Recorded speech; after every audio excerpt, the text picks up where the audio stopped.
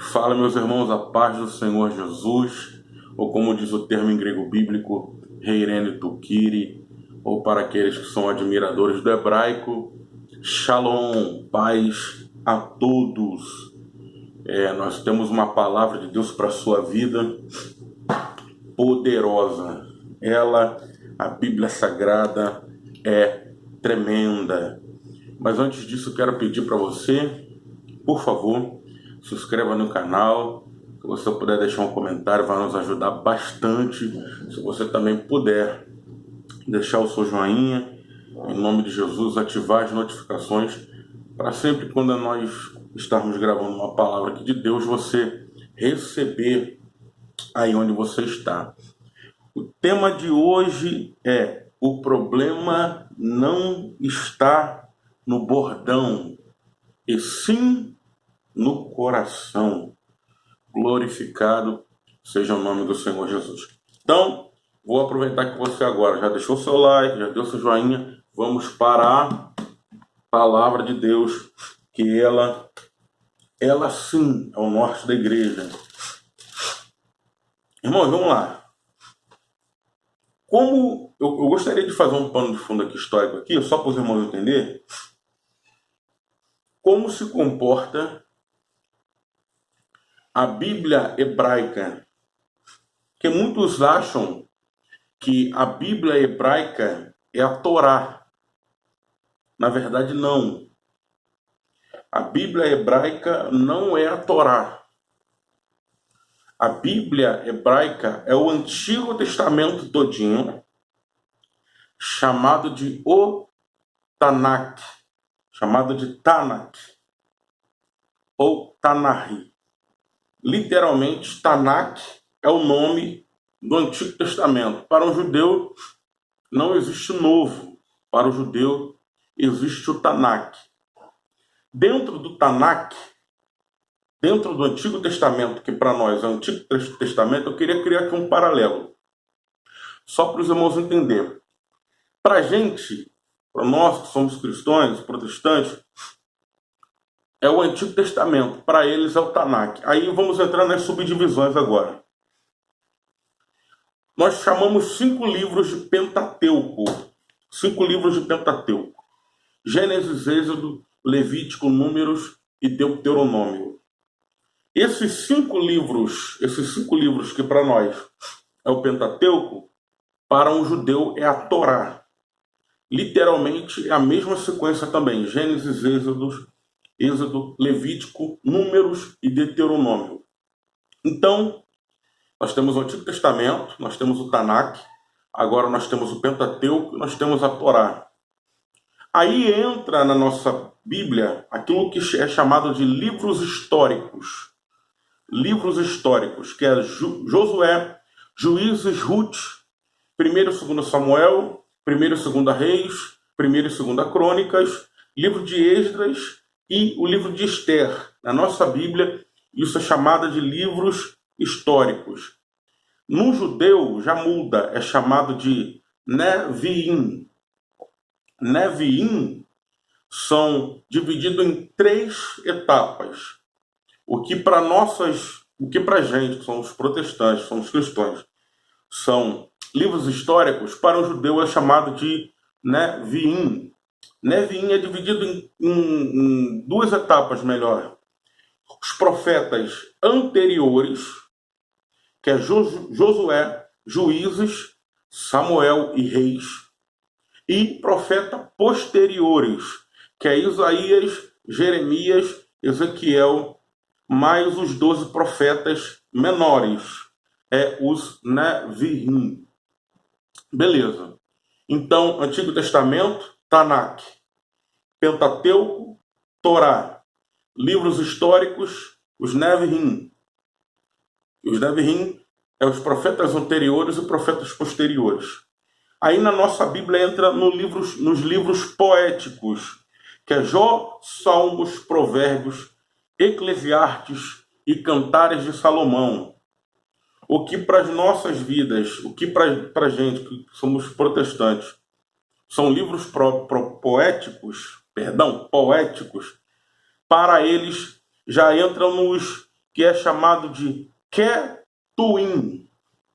Os Ketuim estão divididos em 3 partes. O que para a gente é livros poéticos, para o judeu é Ketuim. Ketuim é dividido em 3 partes. Primeiro, livros poéticos. Os livros poéticos são Salmos, Provérbios e Jó. Segundo, os Migliot. Os Migliot para um judeu é o livro de Ruth, Cantares, Eclesiastes, Lamentações de Jeremias e Esther. Aí entra agora para nossas vidas, no caso para o protestantismo, para quem é cristão, entra os profetas, os livros proféticos no caso, que são os profetas maiores e os profetas menores. Os profetas maiores são Isaías, Jeremias, Lamentações de Jeremias, Ezequiel e Daniel. Profetas menores, ainda para os cristãos, tá? Oséias, Joel, Amós, Obadias, Jonas, Miqueias, Naum, Abacuque, Sofonias, Ageu, Malaquias e Zacarias. Esses são os livros proféticos, divididos em 2 partes para o protestante, os profetas maiores e os profetas menores. Então, nós vamos entender que para os Ketuim são os poéticos, que é composto de Salmos, Provérbios e Jó, os Migliot, que é Ruth, Cantares, Eclesiastes, Lamentações e Esther, e os históricos, que é Daniel, Esdras, Neemias e 1ª e 2ª Crônicas. Então você vê que há uma grande diferença entre o nosso Antigo Testamento e o Tanakh de um judeu. É composto pelos mesmos livros, o judeu lê também esses livros, são literalmente lidos esses livros, seja em festas, seja para estudos teológicos, é lido, mas nós vemos aí uma subdivisão diferente. Então, só para vocês se refrescarem. Vamos lá. Antigo Testamento, Tanakh. Pentateuco, Torá. Livros históricos, os Nevi'im, que é dividido em profetas anteriores e profetas posteriores. Aí, livros poéticos. Aí aqui já entra o Ketuim. Aí aqui entra os livros proféticos e literalmente nós temos agora sobre a divisão dos Ketuins, que é poéticos, Migliote e livros históricos. Uma curiosidade que um judeu não considera o livro de Daniel como um livro profético. O livro de Daniel ele entra como um livro histórico, literalmente. Por quê? Porque para o judeu, Daniel ele não foi profeta pelo fato dele nunca ter dito assim do Senhor. Daniel, então, por um judeu, é considerado um vidente, só que foi usado para grande auxílio ali no período babilônico, persa, e também para algumas visões apocalípticas, mas nada mais. Muitos judeus acreditam nisso, que é apenas um livro histórico. Agora, vamos entrar aqui, que eu estou estudando alguns dados para vocês, que é para vocês se literalmente acompanhar o raciocínio da situação. O livro de Gênesis ele foi escrito de 4004 a 1689 a.C. 4004 a 1609, 89 a.C. O livro de Gênesis ele cobre 2315 anos. O livro do Êxodo ele foi escrito de 1706 a 1490 a.C. O livro do Êxodo ele cobre 216 anos de história. O livro de Levítico, ele foi escrito aos pés do Monte Sinai. Nós não temos uma data precisa, mas os judeus afirmam que foi um livro que foi escrito em menos de um ano. Já o livro de Números, ele foi escrito de 1490, os acontecimentos históricos, tá, irmãos, que eu estou falando? Os acontecimentos históricos do livro de Números foi de 1490 a 1451. Foi um período de 39 anos que cobre o livro de Números. O livro de Deuteronômio foi um período de 1451, de 1451 a.C. até 2 meses depois. O livro de Deuteronômio é o livro mais curto aí, apesar de ser bastante grande, ele é o mais curto. Então, é curto porque, na verdade, o Deuteronômio ele só é uma advertência ao cuidado, uma recordação sobre a lei e também uma chamada à obediência. Então, o livro de Êxodo ele tem esse panorama aí, que agora os filhos de Israel há um crescimento bastante amedrontador. Esse medo ele vem da parte dos egípcios. Esse rei aqui, de acordo com o livro de Juízes, nós pegamos uma data do livro de Juízes e fazemos um cálculo para trás. O faraó mais certo aqui é Amoses. Então, é o mais correto no caso, né? Muitos falam de Ramsés, mas literalmente é o mais correto. É Amoses. Então vamos lá. O texto vai dizer que depois que José morre Faraó, e esse Faraó, literalmente, ele não vai conhecer José nem seus feitos. Esse Faraó que honrou José, possivelmente foi Amoses, porque Amoses ele fez uma revolução, literalmente, unificando, trazendo várias situações, e ele não esquentaria com um homem judeu como José ali na frente do poder. Então, nós vemos que 70 casas, 70 pessoas aproximadamente descem para o Egito na época que José é governador. E o texto vai dizer que aparece a primeira situação aqui, aonde os filhos de Israel, os filhos de Jacó, Jacó, né? Os filhos de Jacó, cada um entrou com sua casa, mas o texto vai dizer que eles vão sair do Egito como uma nação. Então, a primeira coisa que nós devemos saber é que o capítulo 1, versículo 10, diz assim: Ei, usemos sabiamente para com eles, para que não se multiplique e aconteça que, vindo uma guerra, ele também não se ajunte. Primeira coisa que nós devemos entender, o inimigo ele pensa sabiamente, só que é um sabiamente de forma errada. O inimigo está com medo do seu crescimento, ele está com medo daquilo que Deus está fazendo contigo. Então, ele usa, para ele está sendo sábio, mas na verdade ele está indo contra os desígnios de Deus. O texto vai dizer que eles entram como famílias e eles saem como nação. A primeira coisa que eu queria salientar aqui. Nós vamos entender também que Moisés, ele literalmente, ele nasce, o nome da mãe de Moisés é Joquebede. O capítulo 4 do livro do Êxodo, versículo 20, o capítulo 6, versículo 20, vai dizer que o nome do pai de Moisés e de Arão é Anrão. Então, Anrão é o nome do pai de Moisés e de Arão. O texto também vai nos dizer uma curiosidade aqui, para aqueles que gostam de estudar a palavra de Deus, é que Arão ele tinha poucos anos de vida a mais do que Moisés. O texto vai dizer, no capítulo 7, versículo 7, Moisés era da idade de 80 anos e Arão era da idade de 83 anos quando falaram a Faraó. Então, eles têm 3 anos de idade. Arão vem 3 anos antes que Moisés. Vamos lá, então já te dei alguns detalhes sobre Moisés aqui. Todos conhecem a história, sabem que Moisés completou 3 meses e foi jogado no Nilo. Agora é onde entra a nossa mensagem. Por quê? Os 3 primeiros milagres não foram produzidos por Moisés.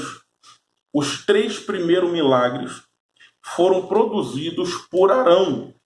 Quando eu falo que não é uma questão do bordão, mas do coração, que o tema é: o problema não é do bordão. Eu estou me referindo à vara de autoridade que Moisés tinha no deserto em Midian, que agora se transforma em pedra, que agora ele usa para abrir o Mar Vermelho, que agora ele faz tantos milagres, mas as três primeiras pragas não foram Moisés que fez, foi Arão. Vamos entender que Arão é um interlocutor. Arão é aquele camarada que vai falar por Moisés, porque Moisés, o próprio diz que é pesado de línguas. Então, Arão é o porta-voz, é a voz de Moisés. O texto vai dizer que, literalmente, no capítulo 7, acontece a primeira praga. Primeira praga, o texto vai dizer que é as águas se transformando em sangue. Arão estende a sua mão, versículo 9, quando o faraó vos falar, dizendo, fazei por um milagre, dirás a Arão, toma a tua vara e lança adiante de Arão, e ela se tornará uma serpente. Isso aqui é uma demonstração. Mais para frente, nós vamos ver literalmente que as águas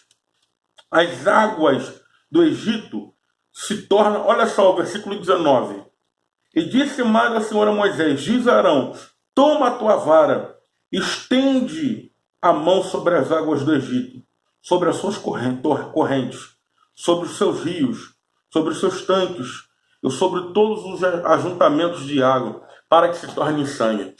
Você vê que Moisés, ele não tem problemas de pegar a sua autoridade, o seu bordão, e dar na mão de Arão. Ele dá o bordão na mão de Arão, dá o cajado na mão de Arão, Arão toca nas águas e as águas todas se transformam em sangue. Primeira praga. Segunda praga é a praga das rãs.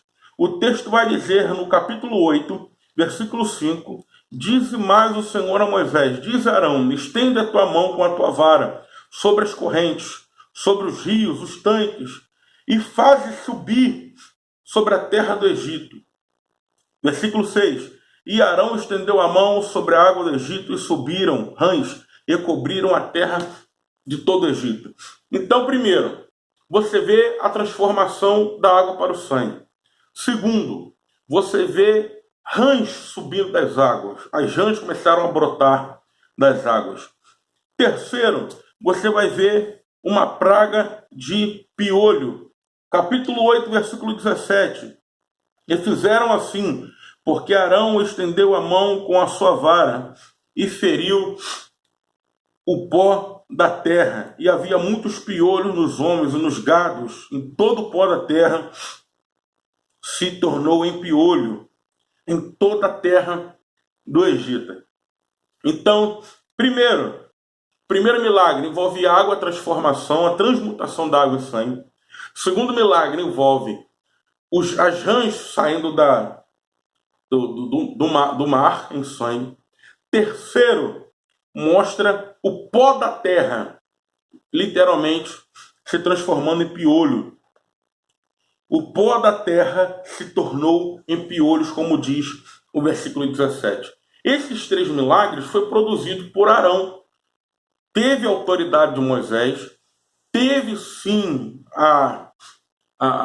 todo aquilo que envolve ali um teto espiritual em cima de Arão. Moisés era o profeta, é claro. Moisés era o protótipo do profeta, ele era o líder. Mas foi Arão que produziu segundo a mando de Deus. Por quê? Primeiro, Moisés não tocou nas águas porque foi das águas que ele foi tirado. Foi das águas que, literalmente, primeiro o recurso que foi usado para salvar a vida de Moisés foi das águas. Então, isso é um sinônimo mais ou menos de gratidão. Você não pode perverter o caminho de onde veio o seu milagre, de onde veio a sua fuga. Segundo, assim como as pragas, a rã subiu dos rios, Moisés também subiu do rio Nilo. No caso, você vê que o rio Nilo também foi transformado nisso daí. Então, Moisés ele não toca também na água porque ele lembra literalmente da onde ele foi tirado. Terceiro, o pó da terra. Você lembra literalmente que Moisés ele mata um egípcio e ele enterra na terra, na areia. Deus vai dizer que o vento sopra, com o tempo vai literalmente aparecendo ali o egípcio. Então ele não toca na terra. O texto vai dizer que esses 3 milagres quem fez foi Arão. Êxodo no capítulo 17, o texto vai nos dar um detalhe de que está numa guerra contra os amalequitas e a palavra de Deus vai dizer que Moisés ele sobe com Arão e Shur. Na nossa Bíblia está Ur, mas o original ali é Shur. Shur é o irmão, é o marido de Miriam, irmã mais velha de Moisés. Shur é o marido de Miriam. Agora entende uma coisa. Lá, Arão não segura na vara. Lá, Arão segura no braço de Moisés, mostrando o equilíbrio e respeito à autoridade do irmão mais novo. Agora, quando eu falo que a questão não está no bordão, está no coração, eu me refiro também, criando um paralelismo bíblico, né, que é uma das ferramentas que nós temos, lá no livro de 2 Reis, no capítulo 4, versículo 29, vai dizer: E disse a Geazi, Eliseu, cinge os teus lombos. Cingir os lombos é levantar os vestidos até a altura dos tornozelos para correr. Ou seja, se prepara. Geazi não se preparou. E toma o meu bordão na tua mão e vai se encontrar alguém, não saudai. Olha só o que o texto está dizendo. E põe o meu bordão sobre o menino, sobre o rosto do menino. Eliseu, ele poderia simplesmente falar: olha, Geazi, pega o meu bordão, cinge os teus lombos e vai, chega na casa literalmente da sunamita. Quando você chegar lá, põe o bordão sobre o menino, que o menino vai ressuscitar. O bordão é meu, estou te autorizando. Do mesmo jeito que Arão autorizou, Moisés autorizou Arão para pegar no bordão dele e milagres aconteceram, o bordão se transformou em cobra, devorou as cobras. Literalmente, águas e sangue, rãs subindo dos rios, pó da terra ferido com piolho. Do mesmo jeito, você vai ver Eliseu autorizando Geazi. Mas por que não deu certo? Porque é uma questão de coração. Arão tinha o coração em honrar Moisés e o seu ministério. Portanto que lá em Êxodo 17, ele não segura no cajado. Moisés está com a mão para cima, com o cajado, e os filhos de Israel prevalecendo. O texto vai dizer que um segurava na mão esquerda, outro na mão direita. Por quê? Se segurasse no cajado, poderia tirar o cajado da mão de Moisés. Estava segurando a autoridade. Então, precisava segurar na mão. Precisava segurar, bem dizendo, no antebraço, melhor dizendo. Então, Arão é um sinônimo de humildade, que usa autoridade, mas é um sinônimo de humildade. Agora, Geazi não, tem o coração pervertido. Então, a questão não é o bordão. A questão, literalmente, é o coração, o sentimento que envolve essa autoridade. Querido, nós vamos ver que Geazi é pervertido. A cura de Naamã, no capítulo 5, Eliseu fica em casa e o texto vai dizer que Geazi vai atrás de Naamã e fala assim: olha, o meu mestre pediu para me pegar aqui as ofertas. E ele recebe a oferta de Naamã. O texto vai dizer, o final do capítulo 5, literalmente, que Geazi é acometido de lepra e tem que ser retirado do arraial.